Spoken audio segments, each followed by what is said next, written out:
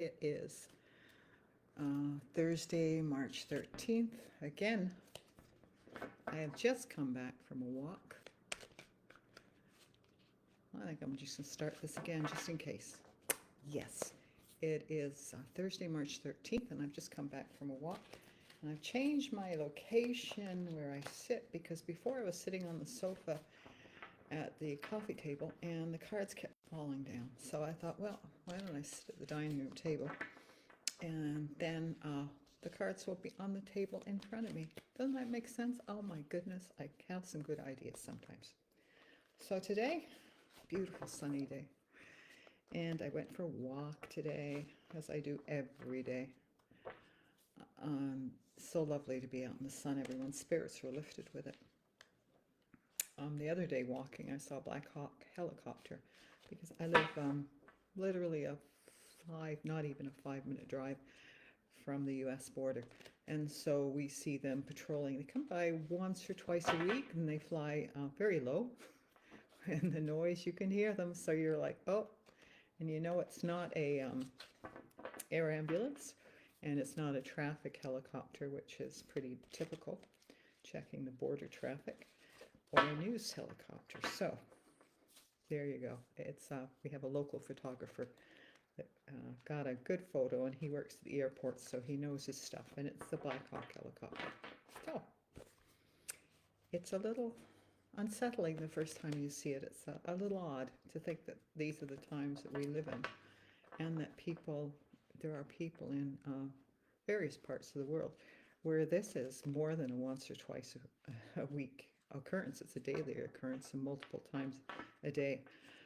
So I guess for me, first world problems, and that's kind of what I like to remember when we're feeling all whingy about life and stuff. It's kind of first world problems that we're able to complain about stuff that is may impact us, may make us feel yucky, may impact our finances or our social life or whatever it is. But we live in Canada, and if you're watching the States in North America, and even though it looks pretty crappy down there, and Canada's being affected by it, it's still first world problems. So we still have running water and electricity. We still have food in the grocery stores. Our children aren't starving, though there are some children in each country that are hungry and perhaps malnourished to a degree. In Canada, we have a health care system that mostly works. It has its challenges. So as I said, first world problems, I can't complain. I have been known to complain a little bit, but I tend not to because I understand how fortunate and how blessed I am. So look for the little things in life. So I was talking to someone today about politics, my stepdaughter, and it was quite the feisty conversation. And she's so articulate and she's a liberal, and I'm a liberal. I did vote conservative once, and I will never do that again. But she's quite articulate and knowledgeable, and so her points are bang on. And I wish I had her. I think I've talked about this before. Her ability. So I remember pieces. I remember that Harper did a 30-year deal. As I was talking to someone else, I remember Harper did a 30-year deal with China. And they asked, well, what was the deal? And I couldn't remember. I didn't know what it was about. I didn't even know what it was called.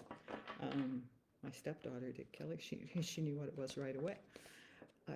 The other person, I just said Google it, because I retain bits of information, but not all the details. And so I can't really debate very well politics. And when you're intuitive and you're feeling energies, then that makes it hard to debate people who are very much in the 3D world. Because how can you say? You can say, well, this and this and this, and that feels very wrong to me. And well, what do you mean it feels wrong? Well, the energy around it just feels yucky. That doesn't hold a lot of weight with some people. So this is where I advise you to trust your spidey senses and make sure you get time alone to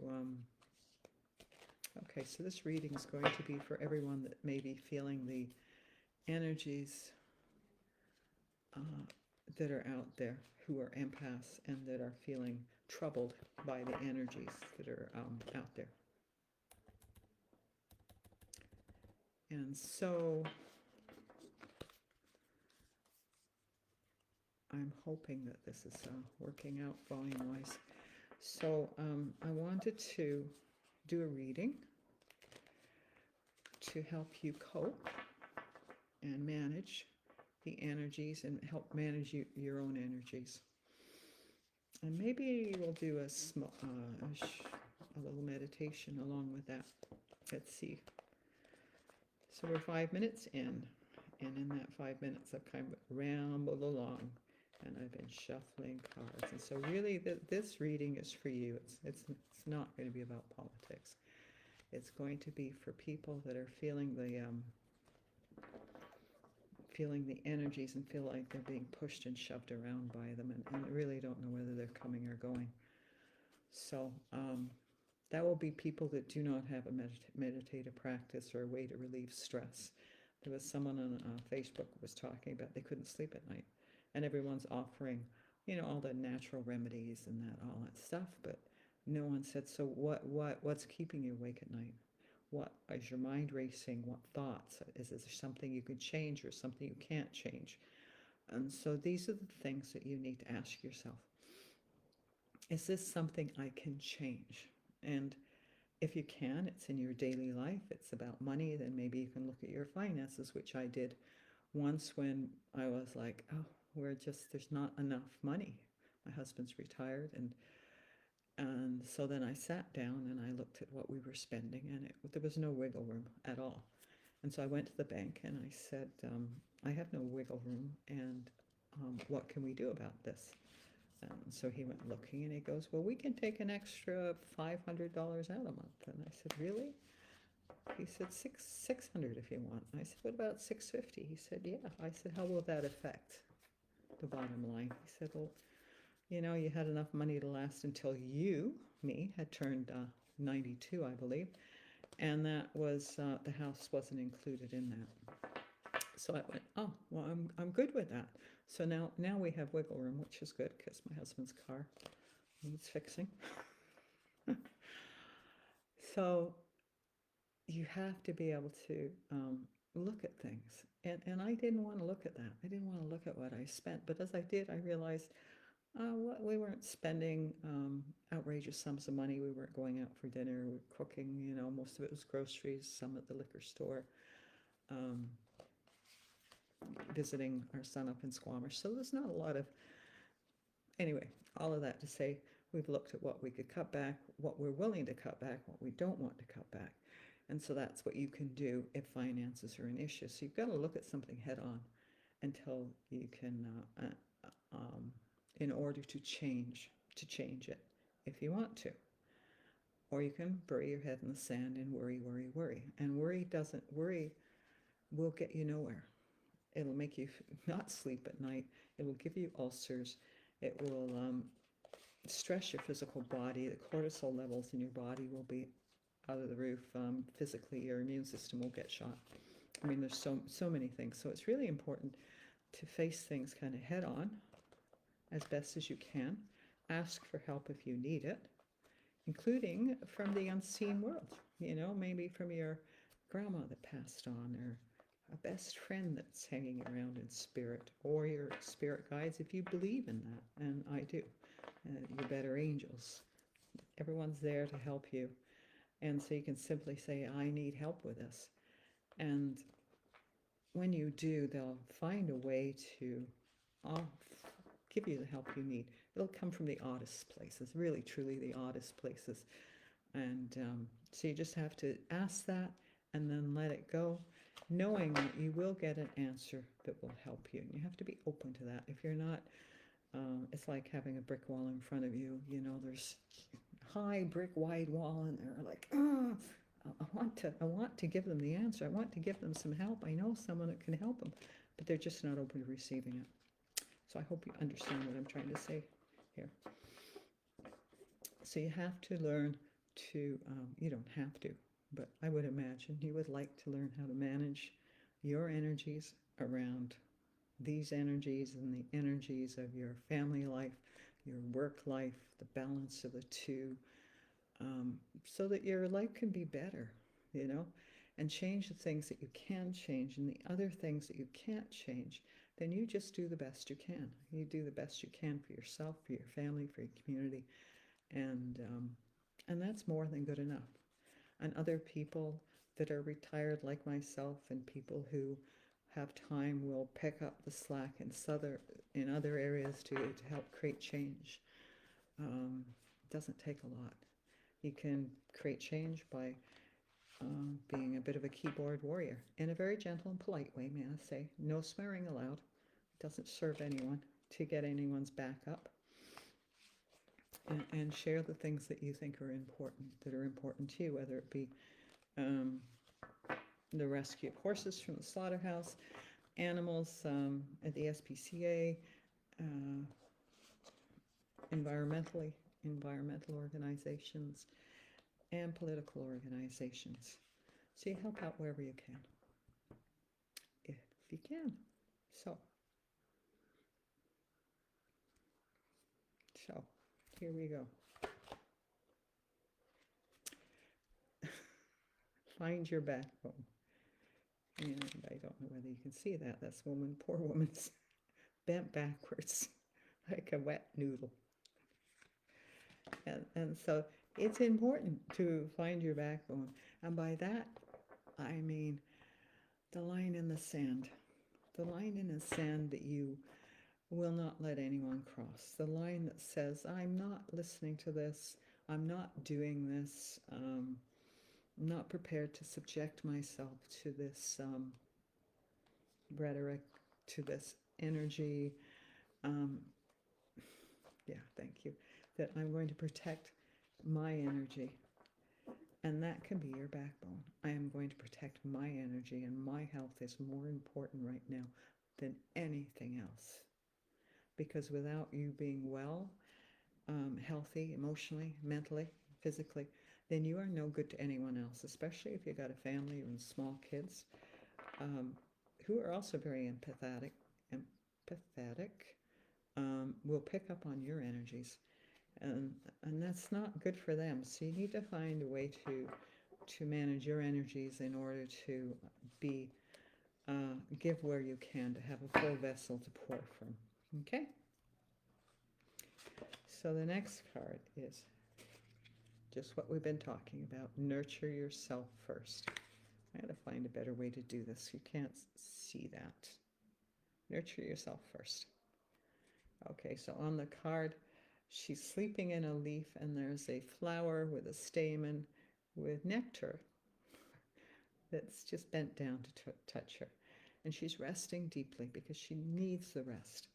And so know that when you need the rest, it's okay to take the rest.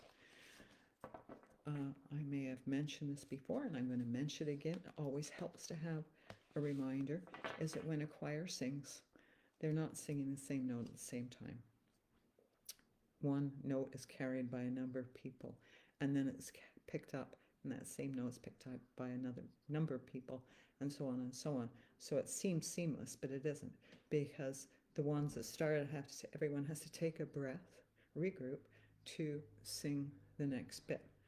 And so nurturing yourself first means you're able to regroup and be more available to the people in your life that need you, and the people in your life that love you and that you love. Again, this came up the other day. Accept what is. So you can't change it unless you're willing to accept it. You can say, no, I don't like it, don't want it, don't want to look at it, like me not wanting to look at the money we spent.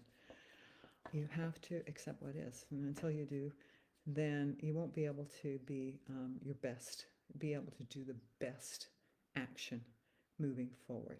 So just accept what is. You can rail a little bit if you want. You can bury your head in the sand a little bit if you want. But at some point, you got to come up for air and go, okay, I got this. I can do this. I can do this. And so you can. So build on solid ground. So this is a tree with roots. And the solid ground is the nurturing you do for yourself, the habits that you have in order to live your best life. And so perhaps your habit can be changed so that you can get up half an hour early to journal, meditate, or just sit quietly with a cup of tea and be quiet in your mind and your thought. Perhaps the habit is that you go to bed earlier, and you just leave everything else behind for a bit and go to bed earlier. Perhaps the habit is that you take a 10-minute walk when you can. If you can't go to the gym for an hour, don't go to the gym for an hour. Go for a walk in the evening. Go for a walk in the morning. Take your kids to the park and run around. There's all sorts of things. So building on solid ground so that physically, mentally, emotionally, nurturing yourself with good food. Coffee and caffeine's fine in moderation. Wine, fine in moderation. I have no taste for it anymore. But I understand the need to soothe. So if you can exchange some of the habits that you soothe yourself with for something that serves you better, then look at that and say, can I do that? Can I do it once a week, twice a week? Can I do it, every day? Find something that works for you. Start small. Don't go from 0 to 100. It rarely works. It won't last. And this is, again, be creative. It won't last to go from 0 to 100. So find a way to be creative in how you're going to bring change about in your life. Think outside of the box. This is creative is kind of like a labyrinth. And I'm not sure what he's doing with this stick. But walking a labyrinth is a good practice. Being creative in your own way. So being creative can also allow your mind to rest because you get caught up in your creativity. You get caught up in your knitting, your sewing, your baking, your cooking. Yeah, those are all creative activities. You get caught up in writing. You get caught up in photography. You get caught up in painting and drawing. Coloring. They're all creative activities. They're all important to your well-being. Okay, and I'm going to do 2 more cards I hear. So, make no judgments. So remember, this is about you. Don't judge yourself harshly. There's no need for that. We're our own worst enemies when it comes to judging. Our own worst enemies. So, don't judge yourself so harshly. Just take a step back and go, would I judge a 3-year-old like this? No, you wouldn't. Would you judge your best friend in the same manner? No, you wouldn't, or I would hope you wouldn't. So be kind to yourself and be kind to others. Judgment's just a waste of energy. It's okay to observe and look at yourself and observe different habits that you'd like to change, but don't judge them harshly. It just is, as this card says, accept what is. It is what it is at this moment in time, and now you get to choose what you're going to do about that, right? Face your shadow. I'm going to pull one more card after this because I don't want to end with this, because facing your shadow is what is going on in the world out there. So what you're looking at in the world is also a macro of the micro, a macro of the collective energy. The U.S. In politics, facing the shadow. The American people are facing the shadow of the what the country was built on, which was slavery. Facing the shadow of women's rights. That there's so many people in the States are trying to stop women from voting, making it more difficult for women to vote, making it more difficult for different um, people with different sexual identities and ways of being to exist comfortably in the world.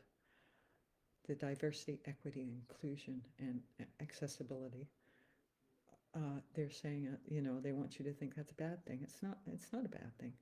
It was put in place to even the playing field for everyone, so that someone can get a job that they need to support their family. This is important. So everyone gets a playing, a level playing field. So face, so that's that. But face your shadows. So what are you not willing to look at in yourself?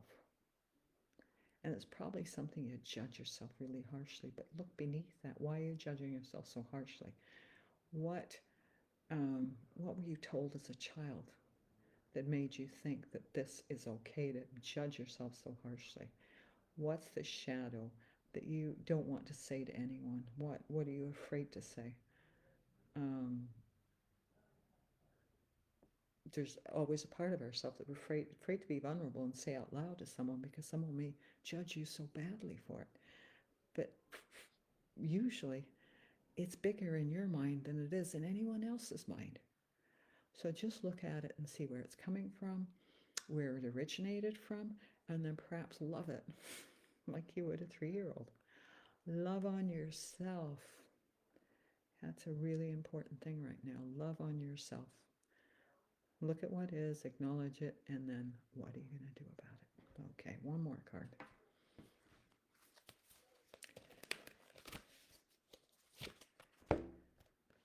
I love this. Live life to the fullest.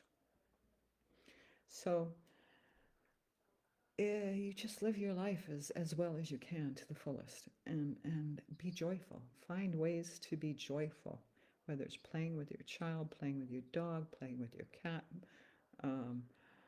cuddling with your husband, cuddling with your children, going out for coffee with friends, going and laughing at a movie. Find ways. Live your life to the fullest that you're able to at this moment in time. That's all you can do. And that energy adds to the world. That energy ripples out to the world. And it's a beautiful thing. It gives a base, a layer of energy that energies can build upon, right? The joy, it gives the base for everything to build upon. Can you live your life to the fullest and be joyful every single second? Well, that's a goal. Unlikely, but it's a good goal. And if you can do it, 50% of the time, that's really good. 60%, yay for you. 80%, oh, you're rocking it. But if you're below 50, that's okay. Do what you can do because tomorrow's a new day. Tomorrow is a new day. So remember that as you're looking at everything around the world. Tomorrow is a new day. There's tumultuous changes going on right now, and like giving birth, it's not fun. And we have no idea what's unfolding as we get to that point where the changes are birthed. We have no idea. When the boomers, when they were in their 20s, were protesting for rights, for Black Lives Matter rights, protesting against Vietnam War, doing everything they did, and they created big change. When you look at the people that were protesting for Black lives and protesting for the inclusivity of Black lives, that's big change that they were creating. But it was messy. There was violence. There's a lot of stuff that went down. It was messy. So it's going to be messy. Just like sometimes our lives are messy as they're shuffling along, trying to figure out. And sometimes they're messier than others. And that's all right.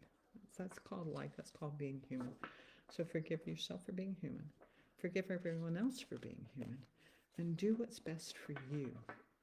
And kind of ignore the noise out there and know that it's all going to end up absolutely fine. You can do your bit to help that along in whatever way you can. And I know you will because you are amazing. You're an amazing human being. And I'm so happy to be on the planet with you. So take care of yourself. I'm going to sign off now.